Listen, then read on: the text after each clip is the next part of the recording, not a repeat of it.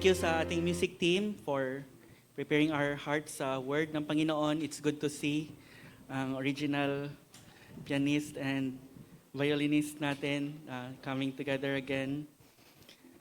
Our passage is Ephesians chapter 6 verses 21 to 24. I would like to request everyone to please stand as we read the word of God. Ephesians chapter 6 verses 21 to 24. Ephesians chapter 6 verses 21 to 24. So that you also may know how I am and what I am doing, Tychicus, the beloved brother and faithful minister in the Lord, will tell you everything. I have sent him to you for this very purpose, that you may know how we are, and that he may encourage your hearts. Peace be to the brothers, and love with faith from God the Father and the Lord Jesus Christ.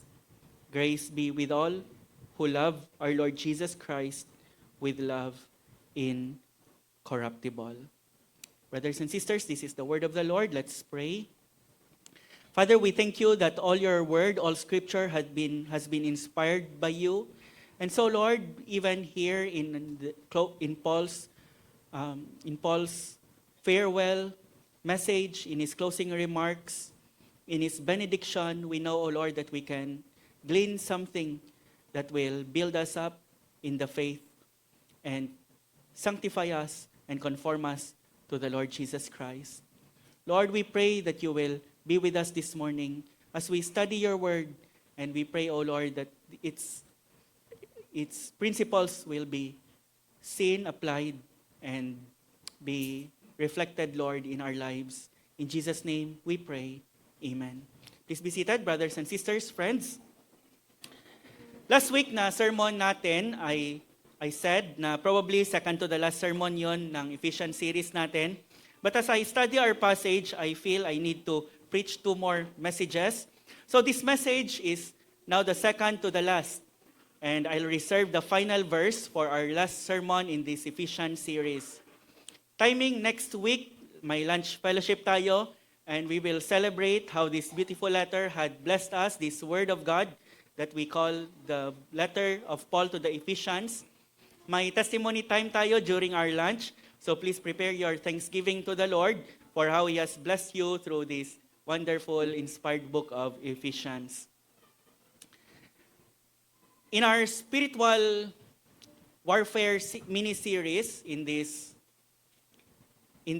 book of Ephesians, we have already seen our wicked adversary, Satan and his demons.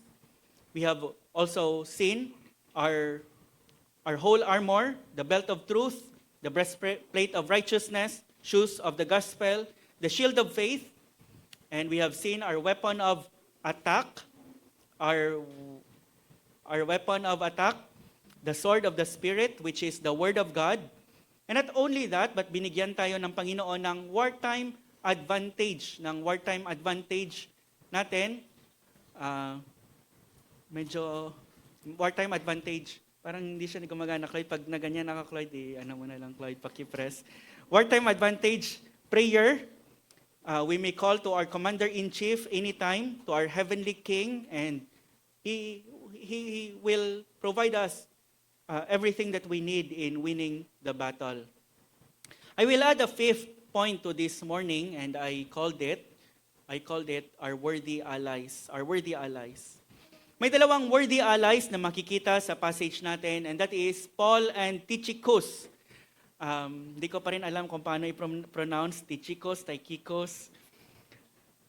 They are the Ephesians' worthy allies, and together, they will show us how we can become worthy allies to our fellow soldiers in the fight. God has not called us to fight alone. He strengthens and encourages us through faithful allies. Just as He did strengthen the Ephesians through these two men, ang Panginoon nagpapadala ng mga worthy allies in our lives to strengthen us At the same time, we also need to be worthy allies to our fellow soldiers in the Lord Jesus Christ. We need to be a Paul or a Tychicus to someone else in the fight. In war, we need allies. We cannot fight alone. Hindi tayo pwedeng maging lone ranger. That is why nilagay tayo ng Panginoon sa church, sa isang local church. Patay tayo pag naging lone ranger tayo. Isa sa mga strategy ni Satan is like divide and conquer na strategy noon, separate and conquer. He will separate us from our spiritual community and then conquer us. Sa war noon, like World War II, for instance, walang soldier can expect to survive long while alone, while being alone. Every soldier needed allies who will fight for and with him. In World War II, we can hear stories of soldiers covering each other, carrying the wounded, and of course, they advance together in the battle. Few things unite people more deeply than standing together against a common enemy. During World War II, nations with different cultures like US, Britain, France, they joined together for one reason, and that is defeat a common enemy. They did not agree on everything, but they stood together because winning and defeating the enemy mattered more. The mission mattered more. And sa Christian life, we may differ in personality, in background, or in other secondary issues, but we are united against our common enemy. We are committed to the mission of winning the lost and advancing the kingdom of our Lord Jesus Christ in this world. Worthy allies are those who stand with you in the spiritual battle. Dito sa passage natin, we find two men who model what it means to stand faithfully and encourage and strengthen others in the fight. And these two men, once again, are Paul and Tychicus, and they show us how to be a worthy ally. Let's look at first the first man here, Tychicus.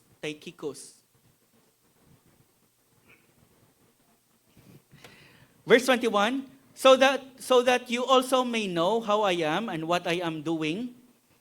Tychicus, the beloved brother and faithful minister in the Lord, will tell you everything. I have sent him to you for this very purpose, that you may know how we are and that he may encourage your hearts. If Paul in the battle is a general, Tychicus is probably one of Paul's trusted lieutenants. His name comes from the Greek word Tyche, which means fortune or fortunate. So his name really, kung i-translate natin ngayon, he can be called lucky. But there was nothing merely lucky about this man, Tychicus. Ang usefulness niya sa Panginoon was not the result of chance or luck.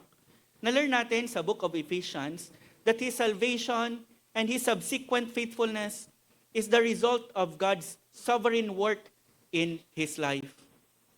Tychicus is not as known as Paul or Timothy or Titus, but as we shall see, he is a very worthy ally to the Ephesians and to the church in the first century. Pinadala siya ni Paul for two reasons. Number one, to let the Ephesians know how Paul and his companions are doing. And secondly, in order to encourage their hearts. Tychicus firstly shows us that in order for us to become a worthy ally of our fellow soldiers, we should, number one, be a beloved brother or sister, just like Tychicus. Verse 21, so that you also may know how I am and what I am doing, Tychicus, the beloved brother. Of course, we cannot force people to love us, but by the grace of God, we can live in such a way that we are not unnecessarily difficult to love. We can be warm instead of cold. We can be approachable instead of aloof. We can be kind instead of harsh. We can be gracious instead of critical. Paul referred to Tychicus as a beloved brother.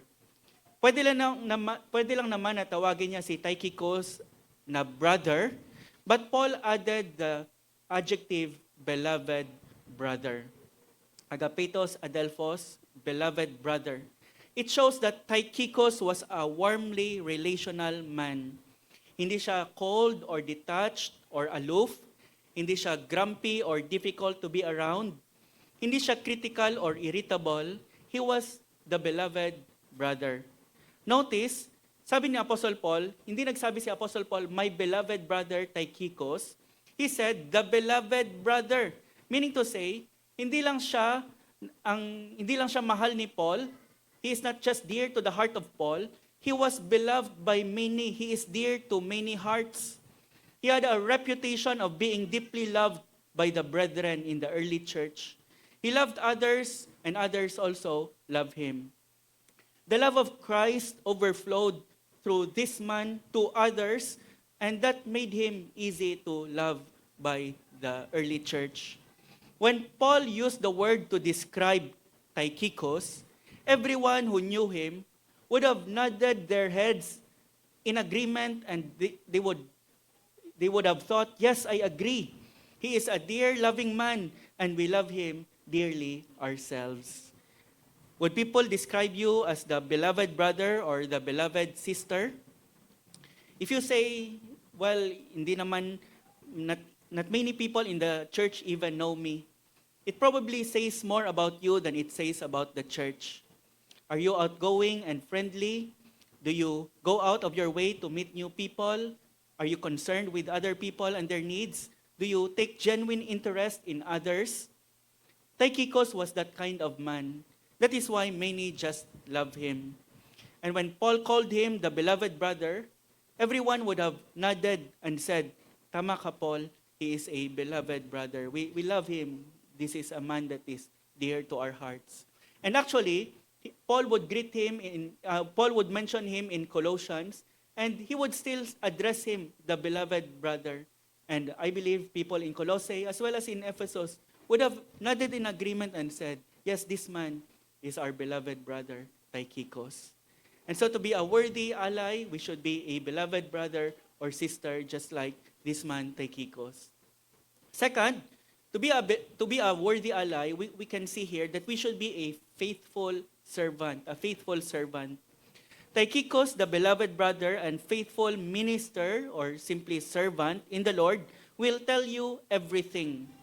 The word faithful means trustworthy, dependable, and reliable. So Tychicus was a man who, when he pledged to do something, when he is assigned to do something, he carried it out. A faithful man gets things done without someone having to check on him regularly from time to time.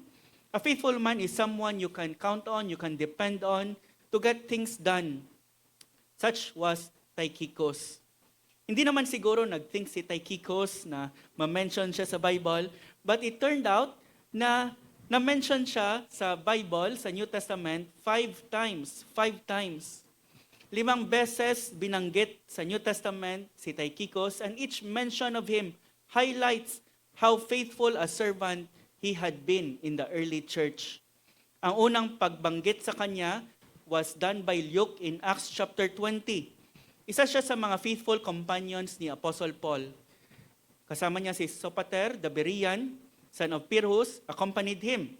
And of Thessalonians, Aristarchus and Secundus, and Gaius of Derbe, and Timothy, and the Asians. So he was among the Asians, Tychicus and Trophimus. Hindi natin alam kung saan talaga siya sa Asia, but sa Asia Minor, but he was mentioned to be a part of the Apostle Paul's band of brothers in his third missionary journey. So makikita natin early on na part si Tychicus ng team of missionaries ni Apostle Paul, who had been with Paul in his missionary journey. Hindi siya apostle, hindi din siya kasing sikat ni Luke or Timothy or Titus, pero isa siyang fellow worker ni Apostle Paul. He was always present, he was dependable, and he was committed to the mission of the Lord Jesus Christ. Maraming hindi nakakaalam sa kanya, hindi nakakakilala sa kanya, kasi hindi siya isang Paul, hindi din siya isang Timothy or Titus. But he was willing to serve God as a nobody. We can see here that God gives us different roles in the kingdom. We cannot be a Paul. We cannot all be a Paul. Some are to be Tychicus, but all are important in the war effort. Ang second mention kay Tychicus ay sa passage natin sa Ephesians, where he is mentioned as a beloved brother, as a faithful servant, and he is mentioned as a beloved brother, as a faithful servant, and as we will learn later on, as an encourager. Ang third mention sa kanya is in Colossians chapter 4 verses 7 to 8. Alam natin na ang Colossians ay written almost the same time ng Ephesians during Paul's first imprisonment. Ito sabi ni Paul sa letter niya sa mga taga-Colossae. He said, Colossians 4:7 to 8, Tychicus will tell you all about my activities. Once again, he is a beloved brother and faithful minister and fellow servant in the Lord. I have sent him to you for this very purpose, that you may know how we are and that he may encourage your hearts. Almost the same dito sa Ephesians. Makikita natin na walang pili kung sino ang iserve ni Tychicus. Kung saan siya ipadala ni Apostle Paul, he is willing and faithful servant. A worthy ally is not selective sa kanyang service. He does not say, dito lang ako, or ito lang ang gusto kong gawin. He goes where he is needed and he serves there with all faithfulness. Ang fourth mention sa kanya is in Titus chapter 3 verse 12. When I send Artemas or Tychicus to you, do your best to come to me at Nicopolis, for I have decided to spend the winter there. He is considered a reliable replacement or relief worker for Titus dito sa passage natin. Si Tychicus ay hindi lang messenger, he was ministry ready. He was ready to relieve Titus and to be a substitute for Titus. We know that Titus is a very trusted leader. Titus was a great leader. He was assigned by Paul to appoint elders in the island of Crete among the many churches there. Hindi kung sino-sino lang alam natin na hindi kung sino-sino lang ipapalit ni Paul sa kay Titus to be a substitute for him. The fact na si Tychicus was in the short list, he was highly regarded by Paul as trusted and dependable. During this time nasa Crete si Titus, makikita natin na walang pili si Tychicus. Mapa-Ephesus, Colossae, or Crete, he was willing to go wherever he is needed. Like a good soldier, he goes where he is sent, and he ensures that the mission is accomplished. Ang last na mention sa soldier worthy ally na ito is in 2 Timothy. Na-learn natin na last letter ni Paul ang 2 Timothy bago siya pugutan ng ulo. This was during Paul's second imprisonment in Rome. Here, he's entrusted with the responsibility of looking after an important church, the church in Ephesus. Sabi ni Paul sa kay Timothy, Luke alone is with me.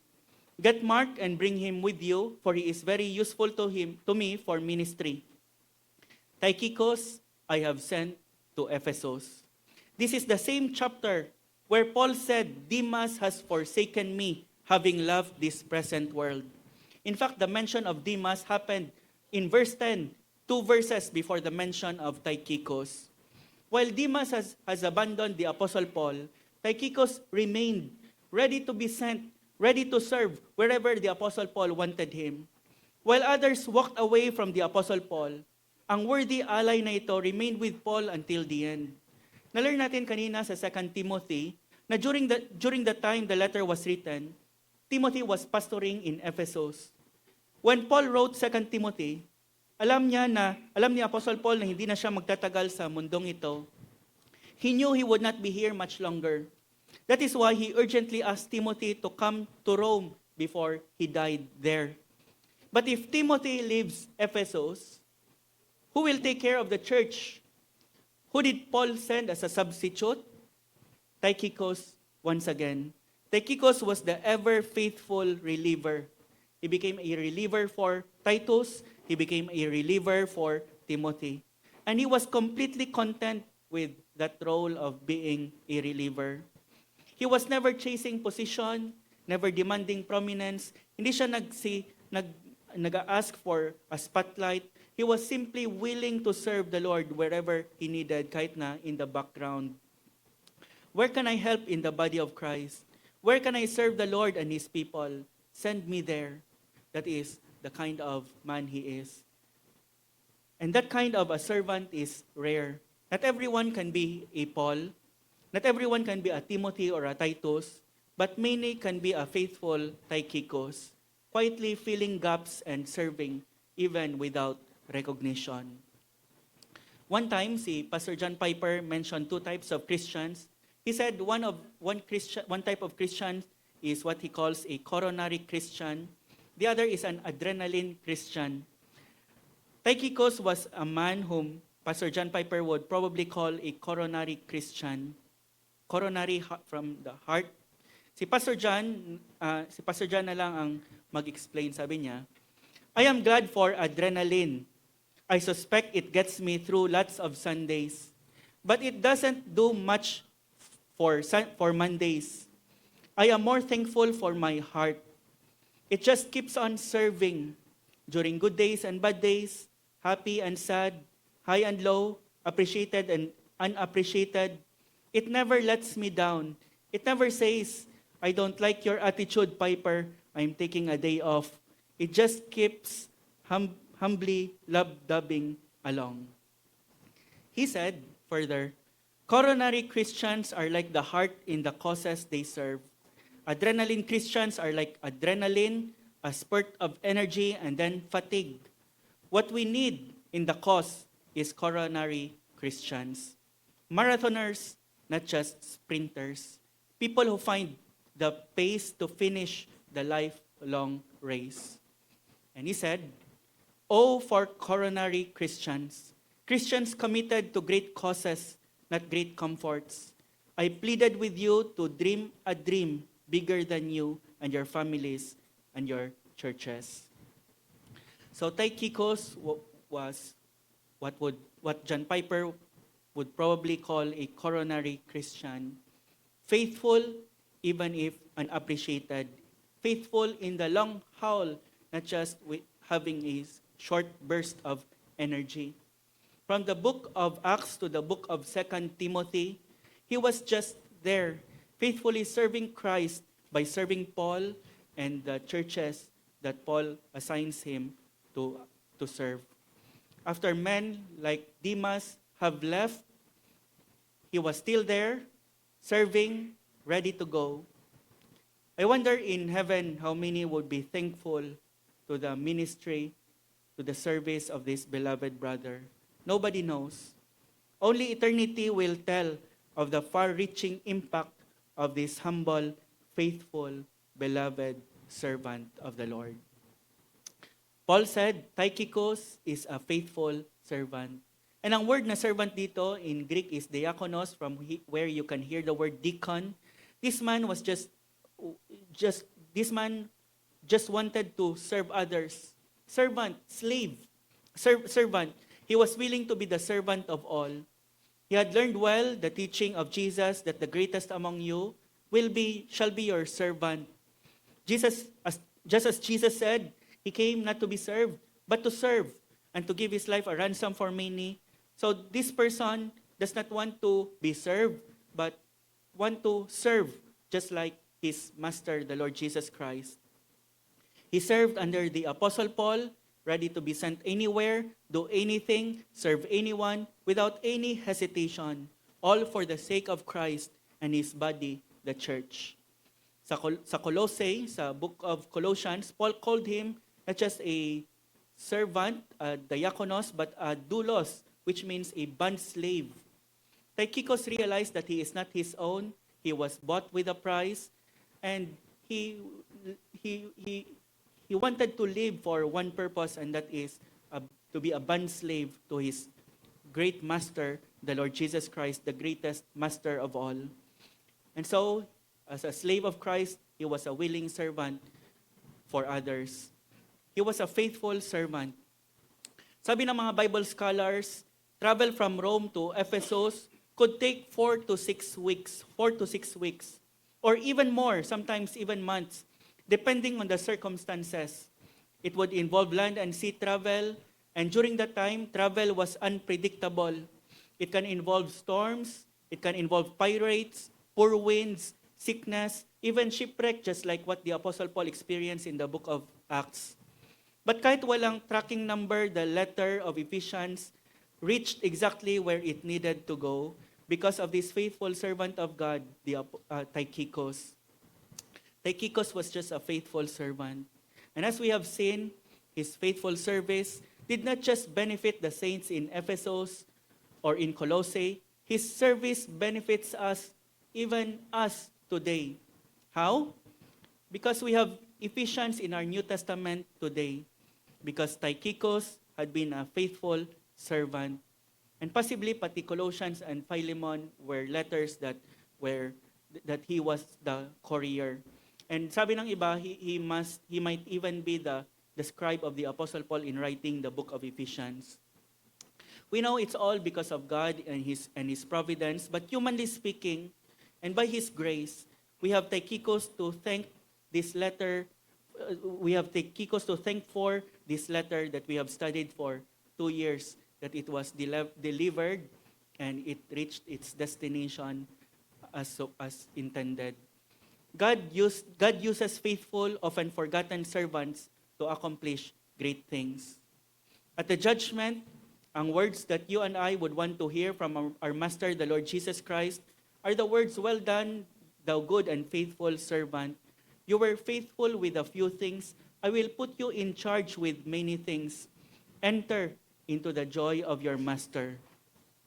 To hear those words then, you must be faithfully serving Jesus Christ now, even in few things that He has given you. Are you faithfully serving the Lord every day? Do you live to do His will? Do you look for needs in His body and get busy doing what you can do in order to meet those needs? It is said that there are 2 types of people who walk in the door of the church. One type thinks, "Here I am, church, meet my needs. I listen to the sermon and so that I can be blessed and then I can have my needs." These people often leave the church disappointed because the church did not meet some of their needs. And they often do not grow because we can never grow without serving the body. The other type walks in, looks around and asks, "Where are the needs that I can meet? These are the ones who go home every Sunday full. They are the ones who are really growing because you grow by serving. I thank the Lord that here in Gospel Community, we have many Tychicus, faithful servants of God. The Lord knows who you are, and just like Tychicus, may He reward you on that day. And so be a faithful servant, to be a worthy ally. Thirdly, be an encourager of hearts. Be an encourager of hearts. Ephesians 6:22. "I have sent him to you for this very purpose, that you may know how we are, and that he may encourage your hearts." This Tychicus is not just a beloved brother, a faithful servant, but he is also an encourager of hearts. You know how discouraging it is at times in the battle. And ang word dito na encourage, it comes from the Greek word parakaleo, which comes from 2 Greek words actually. Para, which means alongside or beside, and kaleo, which means call. Meaning, someone you can call to be alongside you. And that is Tychicus. When you are discouraged, Tychicus is someone you can call alongside to encourage you and to strengthen you. Paul knew that the Ephesians might lose heart over his trials. Sabi niya sa chapter 3, verse 13, "So that you may not lose heart in the trials that I am suffering for you." So Paul sent Tychicus para i-encourage ang hearts ng mga Ephesians.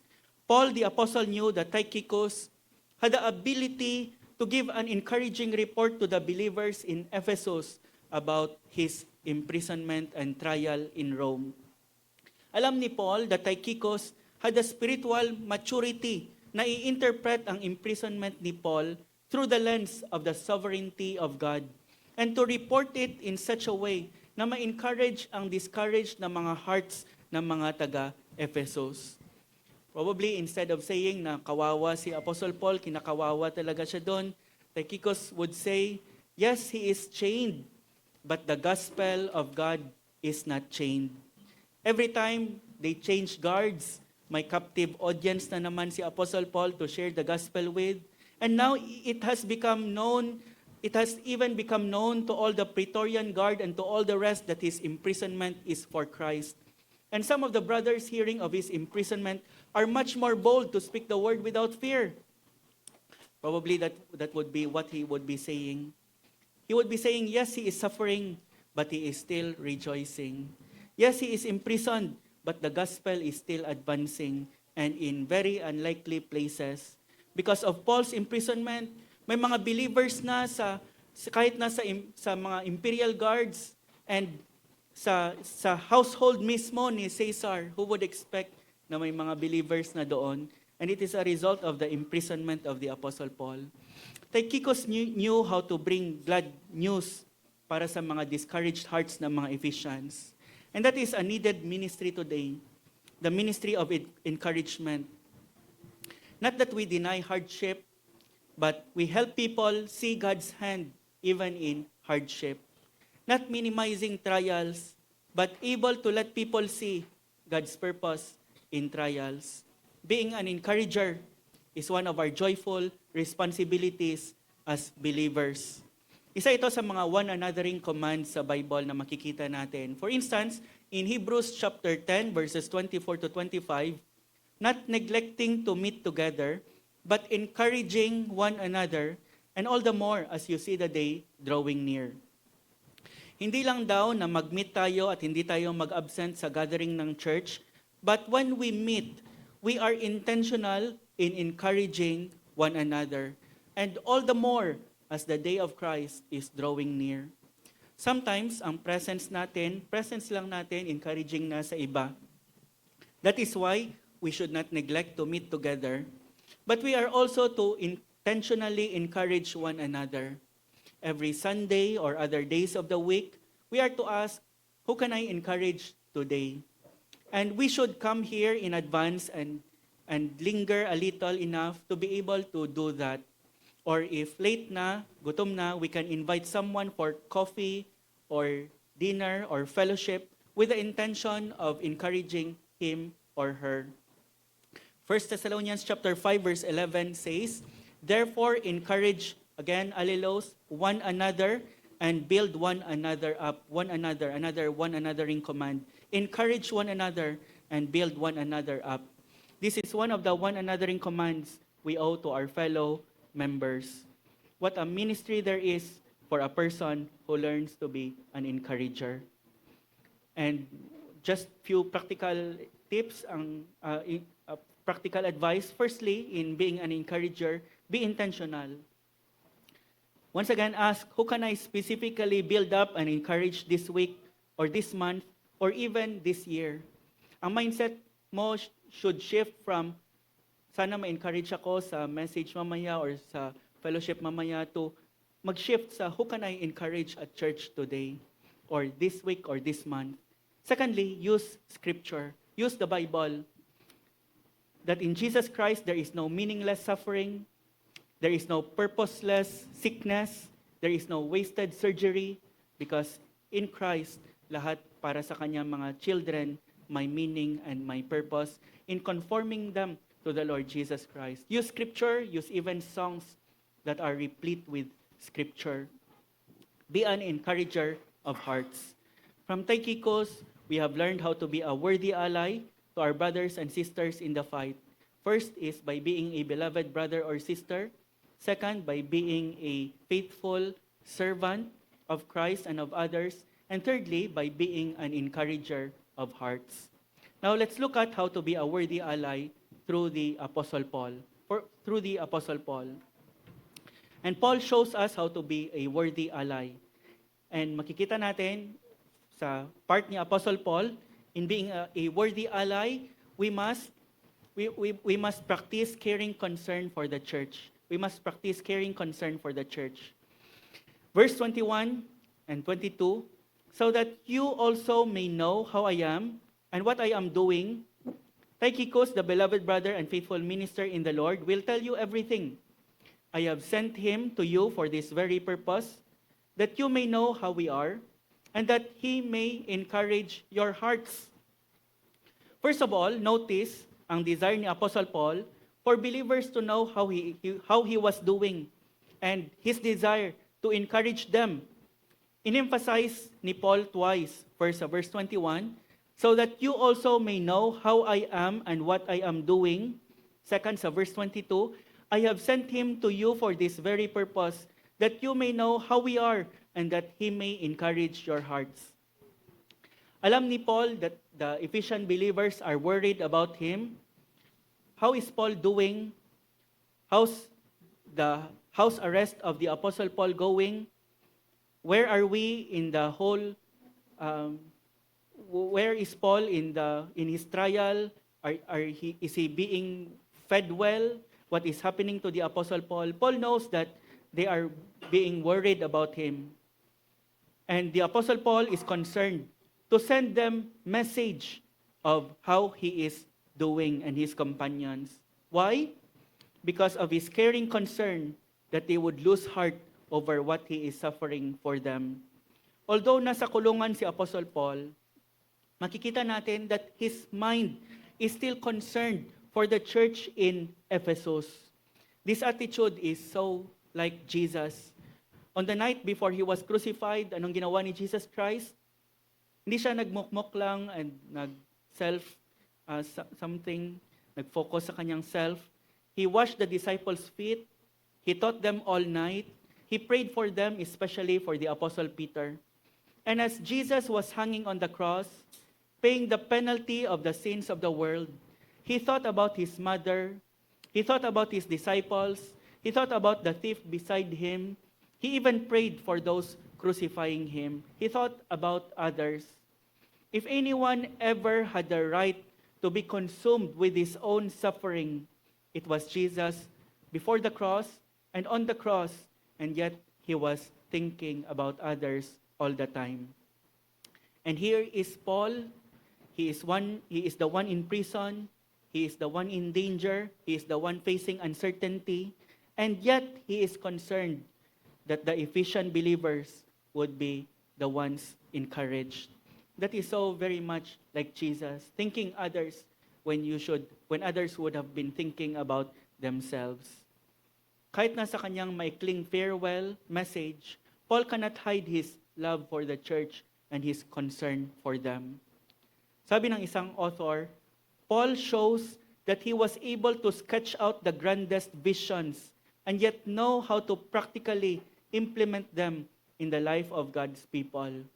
Makita natin dito sa book of Ephesians, the grandest visions of the Apostle Paul. We are seated in Christ in the heavenly places. He would tell of grand things. He brings us into the heavenlies. We are blessed in the heavenly places in Christ Jesus with all spiritual blessings. And yet he would stoop down and he would do practical things and he would be concerned with others. Hindi siya yung sinasabi ng iba na so heavenly minded that is of no earthly good. He was a practical man and showing his practical concern for the people he loved and for the church of God. Very practical si Paul in showing his concern and love for the church of God in Ephesus.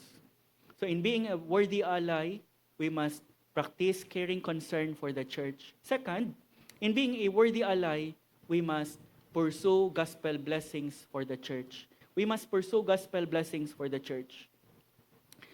Notice, verse 23, peace be to the brothers and love with faith from God the Father and the Lord Jesus Christ. Grace be with all who love our Lord Jesus Christ with love incorruptible. These are what I call gospel blessings. These are the blessings of the gospel. Paul ended with his benediction. He had been pursuing gospel blessing for the church through his teaching, writing the letter, this whole letter, 6-chapter letter to the church in Ephesus. And He had been pursuing gospel blessing for the church through his teaching, his writing ministry, and through his prayers. We can find two prayers dito sa letter to the Ephesians. And now we can see that he is pursuing gospel blessing for the church of God through his benediction. A benediction is a pronouncement or declaration of God's blessing upon his people, and it goes as far as the Old Testament, great blessing of the great priestly blessing, the Lord bless you and keep you, the Lord make his face to shine upon you, just as what we are doing every end of the service. Paul is invoking God to bless the Ephesians. And we can see here what real blessings look like. What does real blessing look like? For others, when they pray, Lord bless me, they are thinking of money, possessions, material things. For Paul, when he thinks of blessing the Ephesians, he's thinking of more peace, more love, more faith, more grace, and that's what real blessing is. Hindi ito throwaway words ni Apostle Paul, just like he would give blessing or benediction sa end ng kanyang mga letters dahil nakasanayan na, dahil yan yung parang formula. Ito, hindi ito mga throwaway words. Ito talaga ang dinidesire na blessing ni Apostle Paul para sa church in Ephesus. If you notice and if you are aware sa ibang mga benedictions ni Apostle Paul, sa iba niyang mga letters, hindi ito identical sa ibang benediction ni Apostle Paul, ang benediction niya dito sa Ephesians. Which means, pinag-isipan talaga ni Apostle Paul at hindi lang memorized na niya. He really desired these blessings for his brothers and sisters in Ephesus. What are these blessings? First is the blessing of peace. We know that peace in the Bible is more than merely absence of hostility. Biblical peace means wholeness. It is completeness. It is total well-being. It is the enjoyment of the total well-being that only God can bestow, and that He bestows only for His people. So when Paul the Apostle says here in our passage, peace be to the brothers, he is essentially saying, may you fellow believers in Christ in Ephesus, those who have been reconciled to God through Jesus Christ, enjoy peace with God because your sins have been forgiven. That you enjoy peace with God and with one another because you are now one family in Christ. And may you enjoy the fullness of God's favor upon your lives. May you experience the wholeness, the total well-being, the stability, the joy that only God can give. This is profound pastoral blessing, total well-being that comes from the favor of God. Paul the Apostle continues with the second blessing, gospel blessing. Peace be to the brethren and what? And love. Paul is referring to our love or God's love. Kaninong love ang nire-refer ni Apostle Paul? I think both. First, God's love. Paul is essentially praying, may you continually taste and experience the love of God. The electing love of the Father in Ephesians chapter 1, the redeeming love of the Son, still in chapter 1, and the preserving love of the Holy Spirit. May you continue to experience them. May you never get over the wonder and the awe that the Holy God of heaven has set His love upon you in the Lord Jesus Christ. May you live in the conscious enjoyment of His love. And not only that, but may you also experience and enjoy His love so that it overflows in your life towards others. May you so taste of God's divine love that you reflect that love towards others. Peace be to the brothers and love with the third blessing, gospel blessing, is with faith. With faith. Faith is a major theme in the book of Ephesians. Makikita natin, faith is the instrument of our salvation. Ephesians 2:8, for by grace you have been saved through faith. We were sealed by the Holy Spirit through faith. Ephesians 1:13, in Him you also, when you heard the word of truth, the gospel of your salvation, and believed in Him, were sealed with the promised Holy Spirit. Faith is the means by which we continually enjoy Christ's presence in our hearts, Ephesians 3:17, so that Christ may dwell in your hearts through faith. And na-learn natin sa Ephesians chapter 6 that faith is the shield by which we can quench the fiery darts of the evil one. Take up the shield of faith. Paul here is asking the blessing of more faith for the people of God. Paul is acknowledging that the Ephesians were fellow believers and therefore they already had faith. But he's also acknowledging that they need to rely upon the Holy Spirit for that faith to continue and to abound. Parang sinasabi ni Paul, may God continue to bless you with more faith, my dear Ephesian brothers and sisters. Although believers na tayo, may remnants of unbelief pa rin sa mga hearts natin. Our faith fluctuates, how we need this blessing. There are days when our faith feels strong. There are days when instead of faith, there is fear, doubt, or anxiety. We can relate to the desperate father who cried to the Lord Jesus Christ, Lord, I believe, help my unbelief. That is why Paul the Apostle ends Ephesians by praying for love with faith, because believers constantly need fresh supplies of faith from God. Ephesians 2:8 says, faith is a gift from God. Here, Paul says, faith is a blessing from God. Faith comes from God, just as peace, love, faith, from God the Father and the Lord Jesus Christ. They all come from God the Father and the Lord Jesus Christ. We cannot look for faith, for more peace, love, and faith from other sources. It all comes from God, and it comes to us as His gift and as His blessing. We need to look to God for fresh and ever-increasing supplies of faith for ourselves and for others. Just as Charles Spurgeon said, sabi niya, a little faith will bring your soul to heaven. It is by grace, through faith, that you have been saved. But a great faith will bring heaven to your soul. A great faith will bring heaven to your soul. You are just assured of the love of God and of God's goodness in your lives, that you are just continually rejoicing that is heaven to your soul. If you are here this morning and you are not yet saved, you do not have to do some great works in order to be saved. The work had been done by the Lord Jesus Christ on the cross. Ang kailangan mo lang gawin is to trust in the one who lived and died and was raised again in order to save you, if you believe in Him and you put your trust in Him. If you are still trusting in your good works, your religion, your baptism, your morality, your church attendance to save you, I pray that you would abandon all your confidence in yourself and in these things and rest completely in Christ alone for your salvation. I pray that you would do that, because if you will not, none of these blessings will be for you. You will only experience the curse of God for all eternity in hell.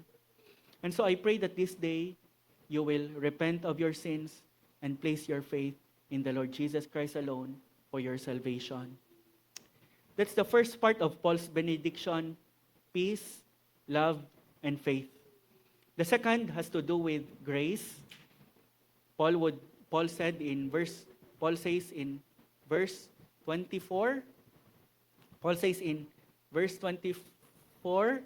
grace be with all who love our Lord Jesus Christ with love incorruptible. For me, this second part of Paul's benediction is very rich. This deserves at least one more sermon. And so we'll end here for today. Lord willing, we'll return next week for our final message in the book of Ephesians. But makikita natin dito sa kay Paul that we should pursue gospel blessings for the church. One of the ways we do that is by conversation steeped with the gospel and by praying gospel blessings for others. Pray for more faith, pray for more peace, pray for more love, by praying gospel blessings for your brothers and sisters. We pray for God's blessing of peace and love with faith and grace for our brothers and sisters in the Lord. We should. Once again, Tychicus and Paul shows us how to be worthy allies. Like Tychicus, be a beloved brother or sister, be a faithful servant, and be an encourager of hearts. And like the Apostle Paul, practice caring concern for the church, and pursue gospel blessings for the church. Let's pray. Let's all bow our heads and pray. Let's pray in response sa message na narinig natin. Are you like Paul or Tychicus, who modeled the Lord Jesus Christ, not only thinking about themselves, but thinking about others, how they can encourage others, how they can bless others? May it be that we would prove to be worthy allies in this fight, like these two worthy men. May it be that we would be like Paul and Tychicus, who long after they had been gone, are continually blessing others through this letter of Paul to the Ephesians, whom Tychicus had probably penned and delivered. If you are here and you are not yet saved, my friend, small faith will bring your soul to heaven. Put your faith in the Lord Jesus Christ alone for your salvation. Turn your trust from other person or from religion or church or any other things that you are trusting for your salvation in. The things that you trust in to save you, the people that you trust in to save you, cannot save you. And in trusting them, you bring insult to Christ, who had finished the work of salvation. If only you would repent and you believe in Him. This morning, why not do that? Only then can these gospel blessings that Paul mentioned will be eternally yours. If not, you will only experience the curse of God in hell, where there will be weeping and gnashing of teeth, and there will be no relief in the pain of the eternal torment of God because of His divine wrath that is due our sins. Put your faith in the Lord Jesus Christ, who bore the wrath of God on the cross. Put your faith only in Him and trust Him, embrace Him as your Lord and Savior, and He will save you. By grace, you will be saved through faith. This morning, let us examine our hearts. How are we like Paul or Tychicus to others? If we find out that we had been doing the things that we can see here, being a faithful servant of the Lord, loving others, being selfless in encouraging others, in bringing gospel blessings to others, selfless in our caring concern for others, may we do so more and more. If not, may it be that we would be so like the Lord Jesus Christ, that like Him, we would become selfless and think of others and how we can bless others, how we can bless the church, which is the body and the bride of the Lord Jesus Christ.